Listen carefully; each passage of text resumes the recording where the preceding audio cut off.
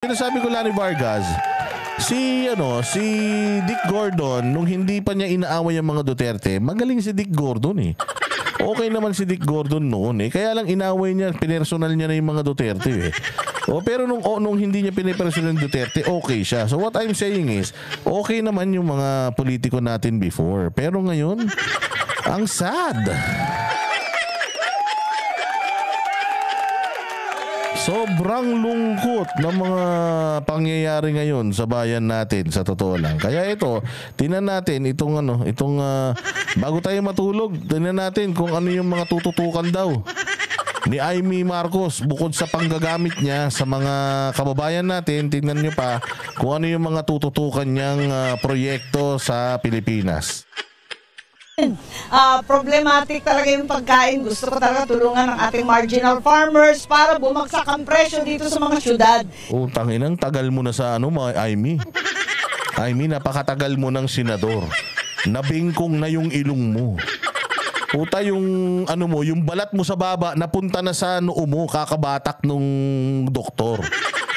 Ang tagal mo ng senador, hanggang ngayon, putang ina, gusto mo pa rin ganyan pa rin. Hanggang ngayon, Amy Marcos, mahal pa rin ang bilihin. Hayop na yan.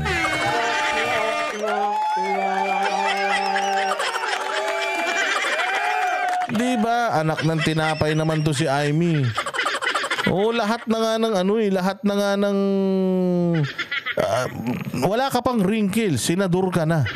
Hanggang ngayon, yan pa rin ang gusto mong tutukan pa rin ang tutukan. Walang silbi. Hirap na hirap ang ating mga nanay at talagang kapos sa cost of living, sa kataasan ng bigas, ng mga bilihin. Kailangan gawa natin ang paraan na... Ngayon mo palang gagawa ng paraan, putang ina. Ilang beses ka na nagsenador. Kapatid mo pa yung presidente, putang ina niyan. Hanggang ngayon, wala ka pa rin nagagawa.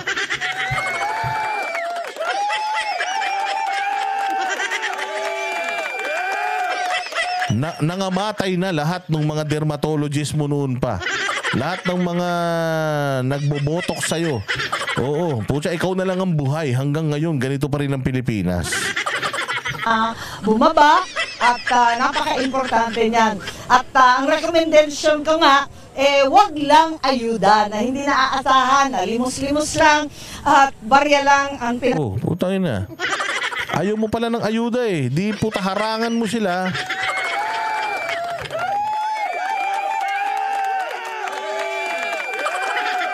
Sabi ni Garsky, boss, dadawag mo batikusin si Amy, bayad ka niyan. Ay, oo nga pala.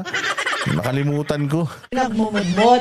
Ano kaya gawin na natin yung ating mga mangingisda at mga magsasaka, kahit karampot lang, bigyan natin ng sweldo na naaasahan nila na kahit papano yung kanilang kinikita ay maging sapat para sa pamumuhay. Tangina niyan.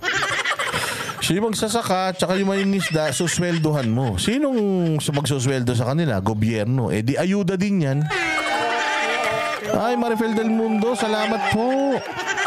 Mabuhay ka. I miss you already in the UK. Oo, congratulations sa iyo, ha. Balita ko, nakabili ka daw ng bagong bahay at lupa.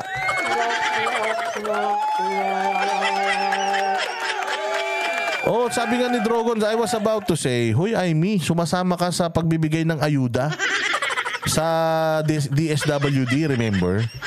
Sinasabi mo, ayaw mo ng ayuda, namimigay ka ng ayuda, tumigil ka nga.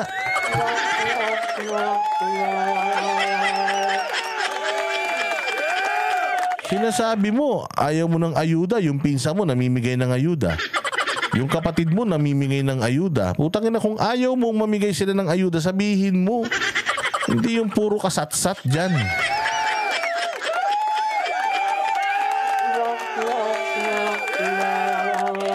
Ganon din sa ating mga social stipend. Palawakin natin yung 4Ps, hindi lang ayuda na bigla-biglaan, na minsanan, kundi yung naaasahan para makapagplano sila ng buhay.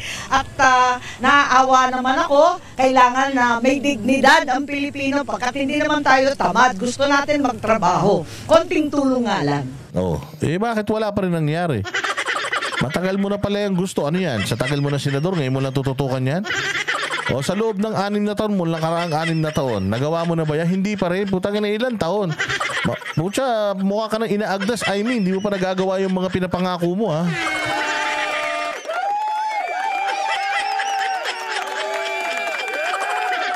Ang dami mong pinapangako, ha? Wala ka pa nagawa dyan, ha? Uunahin mo muna yung mga kaya mong gawin kasi. Putang ina, alam mo yung unang-unang kaya mong gawin? Oo, sabihan mo yung kapatid mo, magpa-drug test ka na nga para malaman ng mga tao kung sabog ka ba o hindi, ganun.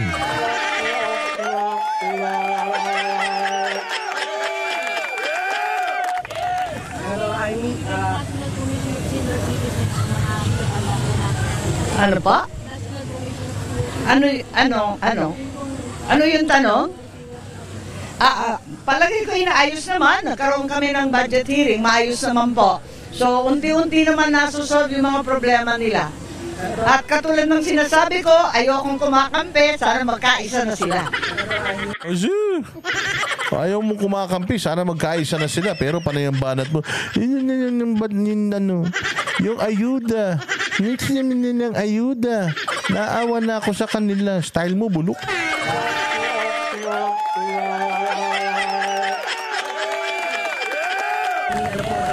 Sa pagkakapirma ng mga kamakailang anti-antikot sa pinag-sabotan. Ay, natutuwa ako.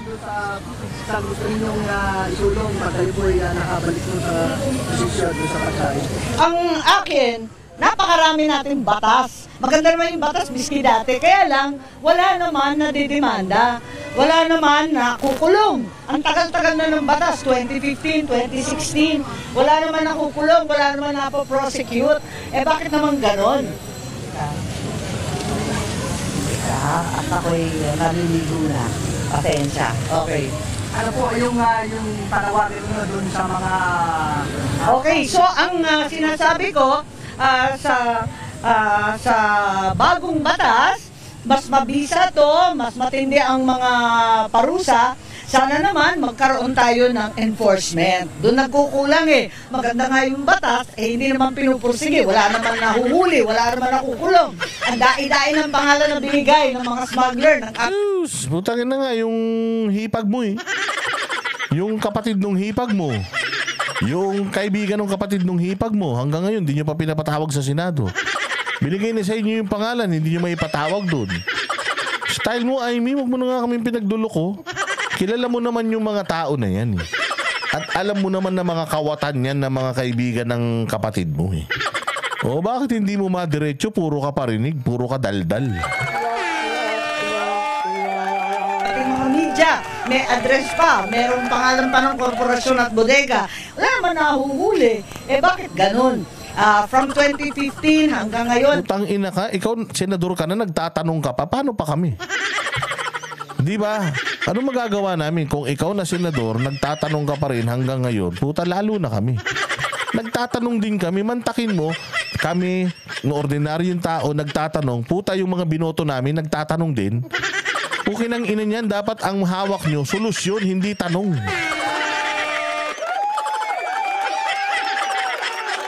Kaya nga kayo nilagay dyan para solusyonan yung problema eh. Mantakin mo, kami na yung dapat na nagtatanong din kayo. Puta, wala kayong mga silbi.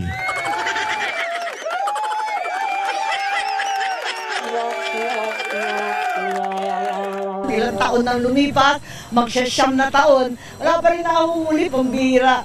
Diba? Kung ikaw nagtataka, kami pa kaya? Kung wala kami magawa, kaya nga namin nilagay kayo dyan para may magawa kayo. Puta, hanggang ngayon, 9 na taon na nagtataka ka pa din. Ibig sabihin, wala kang silbi, I mean.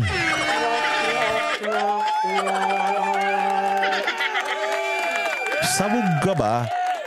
O kasi ako, ang sasabihin ko lang dyan, ako, ito na yung mga nagawa ko. Ang nagawa ko, ganito, ganito, ganito, ganito, ganito. Napababa na natin yung ganito, ganito, ganito, ganito. Marami na akong nagawa. Marami pa akong gustong gawin. Bigyan niyo pa ako ng panibagong termino, ganun. Hindi yung putya, tagal mo ng senador, ang dami mong katanungan, ang dami mong mga gustong malaman, putang ina niyan, ang tagal mo na dyan, hindi mo pa nalaman yan. Kung ikaw nga hindi mo alam, di lalo kami, ba't nandiyan ka pa? Kaya sa palagay ko, yan na ang dapat gampanan ng ating mga iba't ibang investigative at prosecutorial agencies. Kung kayo pinili ng pagkataon na naisama po doon sa ano yun, na batas na yun, na ano nung kulang po doon, ano po yung may patutupan ninyo? Hindi ako, mambabatas po ako, hindi ako pulis. Oo. Sa NBI na yon at saka sa DA, magsumikap sila, yung Bureau of Customs, kayo ang tinuturo, hindi na daw smuggling, kundi mismo yung official sa customs ang tumitira. Nakaka-nervyos naman itong mga tinuturo nila. Wag naman sana kasi nawawalan ng loob ang ating mga magsasaka, hindi nabebenta ang kanilang ani. Eto nga, binabagyo kami ng matindi sa Ilocos Norte, yung Batanes, pati yung Cagayan. Underwater po sa kasalukuyan, tangay lahat ng ani at lahat ng itinanim nawala. Sa loob sana ng 2 linggo, mag-aani na. Abay, bigong-bigo dahil nga underwater ang buong norte. Kaya Tayo dyan, mag-aangkat na naman yung kapatid mo. So lahat ng ani, bigas. O ani na bigas, mga kung ano-ano pang mga crops. Naku po, paano na? Di binigyan mo na naman ng idea yung kapatid mo mag-angkat. Putragis yan. Di may yumaman na naman sa mga kaibigan nyo. eto nga, ang ating mga problema, napakatindi ng extreme weather, itong climate change, kaya kinakailangan talaga tulungan natin ang ating mga magsasa at saka sa ganyang paraan, maibabagsak natin ang presyo. Hindi importasyon ang solusyon. Ang tunay na solusyon ay yung mga sariling atin na mambubukid. Zeus!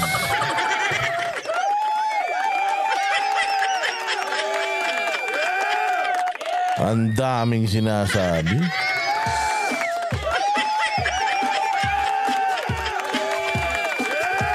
Ang daming alam. Alam mo naman pala eh. Alam mo naman pala. Bakit hindi mo pa ginawa noon pa?